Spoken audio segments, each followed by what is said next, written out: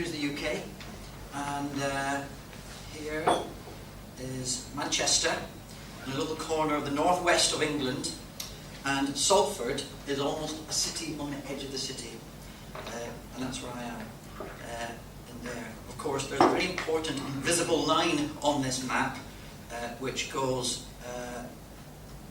along here, and this is an invisible line between Scotland and England, and in fact I trained in Scotland and arrived in England back in 1986. And there's a great deal of rivalry between the two countries, and in fact my wife still considered me to be an illegal alien in a foreign country. So this is where I've come from. I don't have the spectacular pictures of Amsterdam that you showed in all its lights and glory. This is the real Salford, which I have to say has been rejuvenated and renovated very thoroughly over the last decade or so, and it's actually quite nice now. So here's some our best images of where I work. Salford's not famous for a great deal of things. We do have sport. These are the Salford Reds rugby club. They're not doing very well at the moment, and they get beaten very frequently. We're not known for our haute cuisine, but this item is known as an Eccles cake, with a thick layer of pastry on the outside and thoroughly stuffed with sweet currants on the inside. And I have yet to grow to love these. But one thing that Salford is justifiably famous for are the marvellous paintings of an artist you may or may not have heard of called L.S. Fabry, and he is a worldwide famous artist for his pictures of industrial Manchester in the early to mid 19th century. So if you own one of these, you are extremely wealthy. So that's a bit about Salford, the bit where I work. Again, not a spectacular picture as yours, Gabor, I have to say, but this is the front door of our place. Salford Royal University Teaching Hospital in the UK, which also, as it happens, has been extensively rebuilt and renovated. So this is the new bit, looking all lovely, and I work in there. And I've been at this hospital since 2005. So since 2005, that was my first encounter with patients with Fabry disease. And since then, I've accumulated really an exponential rise in the number of patients and referrals that I've seen. We have 200 plus patients that come to this hospital with Fabry from the UK, from all over the UK, including up in the north of Scotland and the far northeast of England, the far outer reaches of the country. So, I will, of course, remind you who your disease is named after, Anderson and Fabry, who you will notice were in fact both dermatologists, which will be no surprise to you. And this seems to have been discovered in the area where the high starched collar and the flamboyant moustache was very much of the vogue. It is a genetically inherited metabolic storage disorder. I'm a mere cardiologist. There are much greater experts who are going to tell you about all this in much more detail. It is fundamentally an X-linked disease, and this means that the abnormal gene is on the X chromosome. And if you're a female, you have 2 of these, and if you're a male, you have 1. And this means that if you're a male, you will have obligatory Fabry disease if you have the abnormal gene on your X chromosome. And if you're a female, as is well documented, you are not immune, even though you have a normal X chromosome, from the effects of the disease. Although by and large, it tends to be more delayed than in the men. You have about a 10-year period of grace before significant things start happening from the disease point of view compared to the men. With, and this is very approximate, frequency of about 1 in 117,000, but it's very possible that this is an underestimate, and indeed that the incidence of Fabry disease in the population, as we've just heard, may be significantly higher than this. So this is alpha-galactosidase A, a very complicated-looking protein, and it has important functions in the body. And what does it do? It changes this molecule to this one. And so if you are missing alpha-galactosidase, or you're deficient in it, you'll end up with too much of this. And this is where the problem lies. That accumulation of this protein, which has a ridiculous name, and that therefore everyone shortens to GL3, accumulates in the tissues of the body. And in the heart, this is what happens.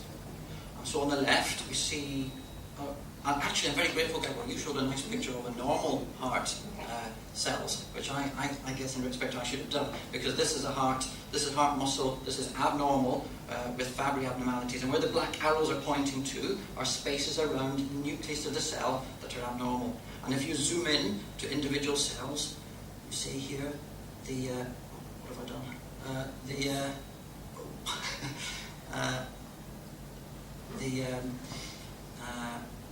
Inclusion bodies and the lysosomes, and in highest power, there they are. There's the GL3 in all its glory accumulated within the lysosomes of cardiac cells. And it's because of this phenomenon that a wide variety of cardiac problems can arise. And what I intend to tell you about is 4 things. One is ischemia, which I will explain to you, valve abnormalities, but mainly the effects of hypertrophy on the heart and arrhythmias, how these manifest, how to look out for it, and what we as cardiologists can do for it. So ischemia is the word we use to describe a symptom called angina. And angina occurs when you have a problem in the coronary arteries, which I shall show you. And we can do tests for this. We can do the ECG. We can do functional tests on the heart that I'm not going to go into because I don't think they have a huge role to play in Fabry. But these are tests where you stress the heart. You make the heart work and you look for signs of stress on the heart. Or you do a test called a coronary angiogram. Now, so here's a heart. And on the surface of the heart, you can see the coronary arteries. And there are 2 of these, one on the left and one on the right. And this is where one problem can arise in Fabry disease. What can happen is that within an artery like this, you can have a build-up of tissue like this. What you have to be aware of is that in Fabry, this could be Fabry deposit itself. It is not that common a phenomenon actually in Fabry disease for this to happen. What is more common in the general population is that this is your normal common garden coronary heart disease due to smoking, high cholesterol, diabetes, and so on. And what you mustn't forget is that when we see patients with Fabry disease who are people in their 40s and 50s, you can have other things. You could have coronary heart disease as well, causing your angina, with or without Fabry disease. And if we suspect that, if I really think someone may have angina, then we do a coronary angiogram. Now this is the setup for an angiogram, which looks a little bit intimidating, but this is the room that it's done in. And here you see the table that the patient lies on, a big X-ray machine around here, and on this picture here, the patient, the cardiologist. Actually, we don't wear masks anymore. It's all a bit more friendly like that. It's all fairly close up and personal. It's all done under a local anaesthetic. You are wide awake for this test. And what is done is that a catheter is put into the circulation, either from an artery at the top of the leg, or in the artery in your wrist. And this is done under local anaesthetic. So actually, in one sense, it's no worse than going to the dentist, because the worst bit is having the local anaesthetic, and once that is done, you cannot actually feel anything else going on inside the heart while the pictures have been taken. And so the purple line here is the catheter going all the way up the circulation, all the way around, all the way into the heart, either from down there or from there. And this is the sort of picture you end up with. And on the left here, we have a lovely, beautiful, normal coronary artery, which is the black line. So the dye has been injected into the artery, and you can see it looks lovely, that smooth, open, no obstruction. And for comparison, where the white arrows are on this unhealthy artery, look at that, really severe narrowing in that artery. And up at this end, it's blocked. Oh, sorry, I'll just, can I go back? Yeah. Blocked there with the arrows. So this is the sort of disease one might find in Fabry disease. And if we do, we would treat this. Now, and therefore, if you have been diagnosed with angina, you may end up on this sort of selection of drugs. Okay, and this is not an exhaustive list. There are actually several more than this. But you may have drugs called nitrates, or drugs we call calcium channel blockers, such as amlodipine, or a drug called nicorandil. Beta blockers, or standard treatment for angina. Well, I kind of put them in brackets, because as I'll come on to later, one of the issues with Fabry's is that your heart can go too slow, but it is a standard drug that can be used with care in angina. If the drugs don't work, then what one can do, for example, to that artery that I showed you earlier, is to put in a stent. And you can see how tiny a stent is when you hold it in the hand. And the procedure for this is, you do an angiogram. It's like this time, not just taking the pictures, you put that balloon all the way into the artery. And what happens is, you have the deflated balloon with a stent on it. And you inflate the balloon, and then remove the balloon, and you're left with a stent holding open the artery. And so this is a treatment that if you have angina, you may end up having. Having said that, I've not uncommonly done angiograms on patients with suspected angina with Fabry disease and found the arteries to be normal. But that doesn't mean you don't have angina. Because what can also happen in Fabry disease is that you can have problems with the arteries that are too tiny, too small to see even on an angiogram. And they can also account for angina. Or that your arteries are not behaving properly, that they are too prone to malfunction of the lining of the arteries, or they can have spasm. So you can have a normal angiogram, but still have a diagnosis of angina. And I have several patients like that. The important thing is to make sure that there is no obstructive disease in the coronaries. So that's ischemia. Not actually a huge issue in Fabry. Valve conditions you will have heard of with regard to Fabry disease, and if the valves become affected, this is usually the valves on the left side of the heart, known as the mitral valve or the aortic valve. And they can become thickened, or they can become a bit leaky. It doesn't usually turn out to be a huge issue in patients with Fabry disease, that a valve condition is going to be to blame for symptoms or become severe enough to have cardiac surgery.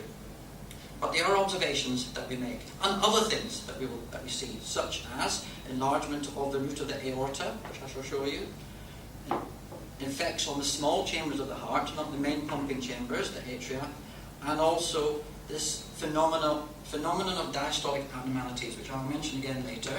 So this is the word that means the relaxation of the heart. So the heart beats like that. This is systole, and it relaxes like that. And this is diastole.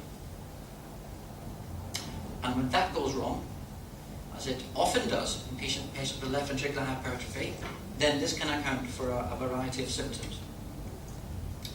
So if you have Fabry disease and a heart problem, you will probably be quite familiar with this machine, and this is an echocardiogram machine. And you can see that this machine, we can see in quite a lot of detail the function of your heart. So here we have a normal aortic valve. It's as if we're looking down onto the valve from above. And you can see it did have 3 moving parts, opening and shutting quite nicely. So that's a normal aortic valve. And here's, I won't touch this now, a normal mitral valve, which has 2 leaflets, opening and shutting. That looks fine. Quite like that. That looks good. But you can see how much resolution we can get and how much detail we can see the function of the valves. And if we do something fancy, like put a bit of colour on here, not only can you see the structure and shape and function of the valve, but you can see the blood flowing to and fro through it. So this is normal, okay? So this is showing normal blood flow through the mitral valve.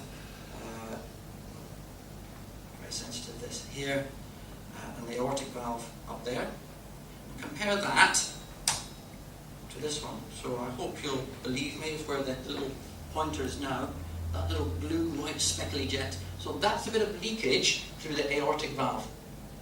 It's mild, it's to moderate, it's not too bad. And you don't usually see this getting so bad that that valve has to be operated on. But these are phenomena that we do see and that we monitor quite carefully. On this angle, similar thing. So here we have, looking from this side, mitral valve, and up here the aortic valve. Showing some leakiness of both of those valves. Not too bad. It's what we often see in Fabry disease, and I've yet to see it get much worse than this.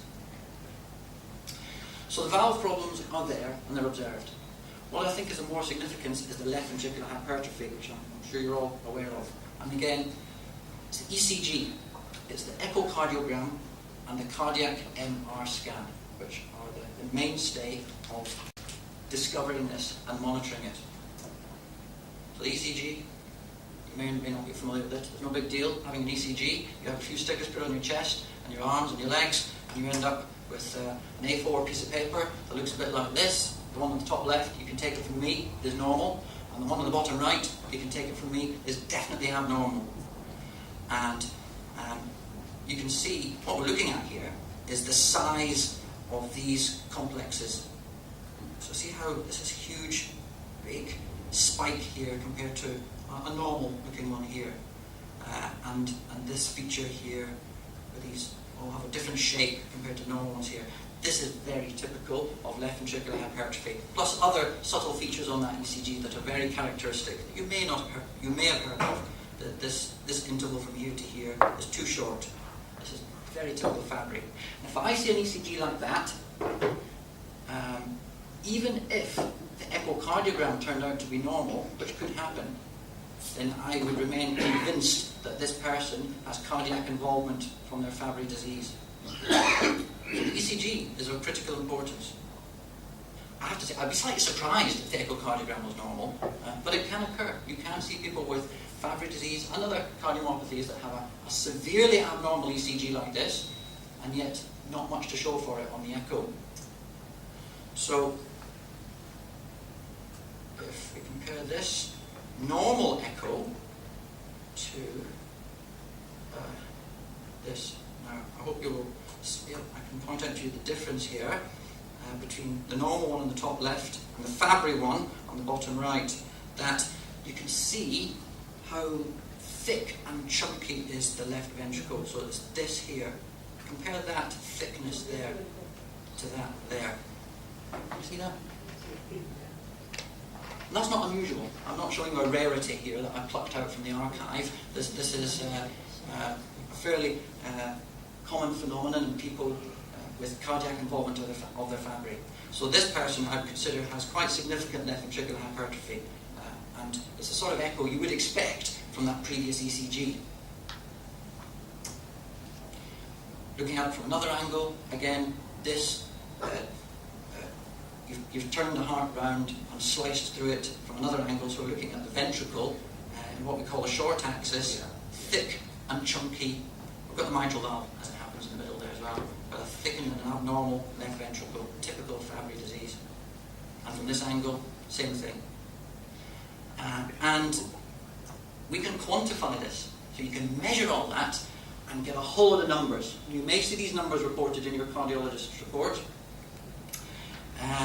some of which are more important than others. So the important ones are this one, and this is the measurement of the thickness of the ventricle. So if there was a thickness of 2.31 centimeters, that is very severe. You know, the upper limit of normal in a male, to put it in perspective, is 12, most 13 millimeters.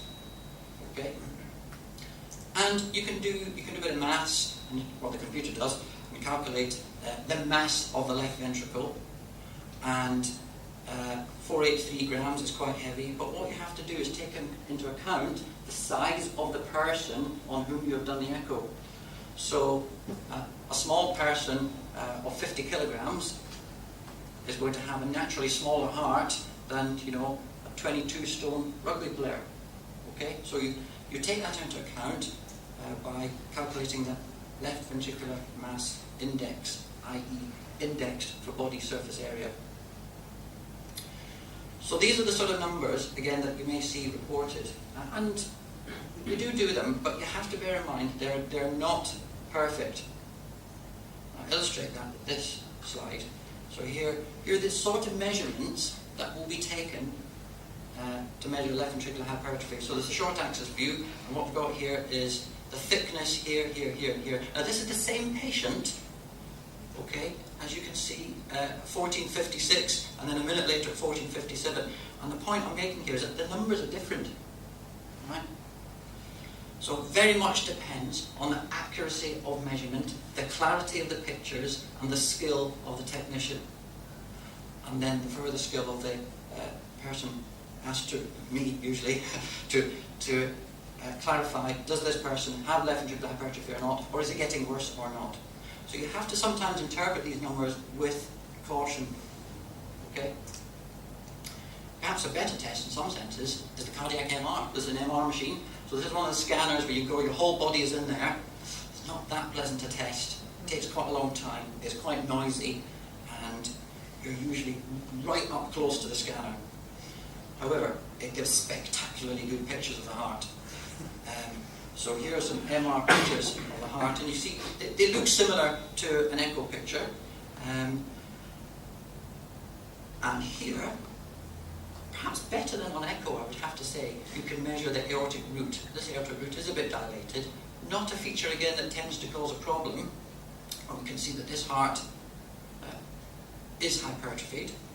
And on these images, I show you as well that what you can see on the MR that you cannot see on the echo is the typical sort of scarring. So you see this little white patch here, and this little white patch here. So this is sort of characteristic scarring that you see in Fabry, which I suspect was the sort of thing that Gabor's cardiologist found when he was asked to review that patient that he was telling you about. And this is characteristic of Fabry, and is different to other forms of cardiomyopathy. Again, MR scan, forget the numbers for the moment, or at all, but top left, a normal heart, bottom right, a Fabry heart. And you can see how dramatic and severe can be the involvement of the left ventricular hypertrophy. And we have a range of figures that we consider to be normal or abnormal. And therefore we can grade it as normal, mild, moderate, or severe in males and in females. I mentioned here, just come back to the concept of cardiac relaxation. So when you have a heart that is hypertrophied and thickened like that, it almost certainly will not relax properly. It will become stiff. And if that happens, then you may experience breathlessness, you may get pain in your chest, you may feel dizzy or lightheaded. You may even have blackouts. I've seen this. And it's a difficult thing to treat, the symptoms of left ventricular hypertrophy. The main drug we would use to treat this would be beta blockers, carefully. Okay. I wish now to move on to arrhythmias. I show this picture, not that I'm expecting you to, write this down and rehearse the anatomy of the heart, but I show this to show you the complexity of the conduction system of the heart.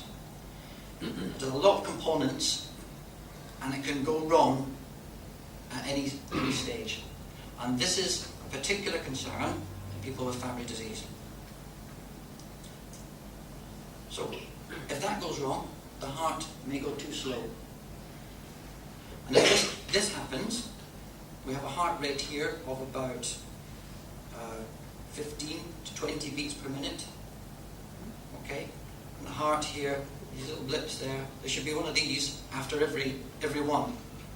This is quite dangerous. Okay? This must be looked out for carefully. On the other hand, it could go too fast. And this also can be quite dangerous. So here we have the heart suddenly speeding up very, very, very fast in a potentially harmful way. If you have these problems, these are the symptoms you may experience. So you may have palpitations, by which I mean a feeling of feeling your heart beating like that. You may feel dizzy or faint, or you may black out. You may lose consciousness. And these are all potentially very serious symptoms. How do we detect this? We have a variety of tests. We do the 24-hour ECG, which we do routinely every year anyway. But of course, that's just one day out of 365. That's got a very, actually, small chance of detecting the reason for someone's palpitations or blackout or dizziness. So we have other tricks up our sleeve in cardiology. We can do tests, heart monitoring tests that you can wear for 5 days or a week or best part of a month to discover the reason for a blackout or palpitations. And you can see it's quite a small, discreet thing. It goes under the clothes. You have a normal day. You go to work. You do what you usually do. And the device monitors your heart continuously. Sometimes that's not enough. What if you're having worrying symptoms, but they're only happening every few months? You can have a cardio memo. You get to keep this at home a bit longer. This depends on you not blacking out. But if you do black out, not commonly, as in maybe every few months or less than that, you can have a small surgical procedure and have this device implanted under the skin of your chest. Now this has a battery life of 3 years. And this is an extremely useful tool for detecting patients with suspected serious arrhythmia. And that's just put in as a day case under a local anaesthetic. We do this quite commonly, actually. And this is the sort of data you get. It measures every single heartbeat. But this is what we're looking for. This, and if this happens, then your treatment will be this, which is the putting in of a pacemaker. You can see a pacemaker is a relatively small device that is put in under an operative procedure. Again, actually under a local anaesthetic and a bit of sedative. It's not a general anaesthetic. It takes an hour or so to do that, and it's implanted under the skin of your chest through the veins that go to the heart, and will prevent the heart from going too slow. On the other hand, if we detect this, and this is the cause of the blackout, then you need more than a pacemaker. You need a defibrillator. And you can see even a defibrillator is a relatively small device compared to a pacemaker. So the defibrillator, the ICD. And this device functions as a pacemaker, but if necessary, will deliver a shock to the heart to restore a dangerously fast rhythm back to a normal rhythm. On an X-ray, this is how it looks. We have the pacemaker device here, with a couple of leads going through the veins all the way through to the inside of the heart. And in patients who have significant cardiac involvement of their Fabry disease, this is also not an unusual procedure. Finally, I'll say a few words about enzyme replacement therapy. From the cardiac point of view, one has to be quite careful about choosing whether a person is, deciding whether a person is likely to need ERT or not. So we take into account all these things. As you know, we've got two enzymes, two products available to you. And we take into everything account with the ECG, the echo, an MR, all the cardiac monitoring, and on that basis decide the extent of cardiac involvement, whether there's scarring on the MR, whether there is LVH or not, whether there are rhythm disturbances. And with these, this will give us a fairly accurate picture as to if the heart is involved or not, and will can assist in the decision to give ERT or not, which of course takes into account all the other aspects as well, the renal function and so on.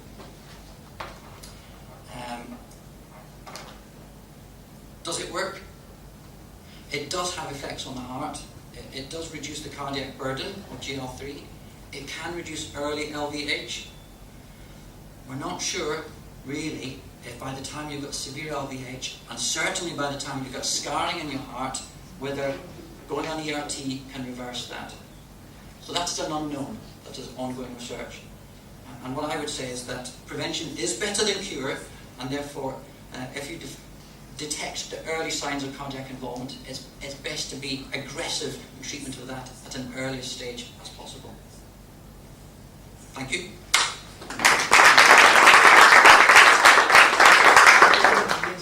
I certainly found that very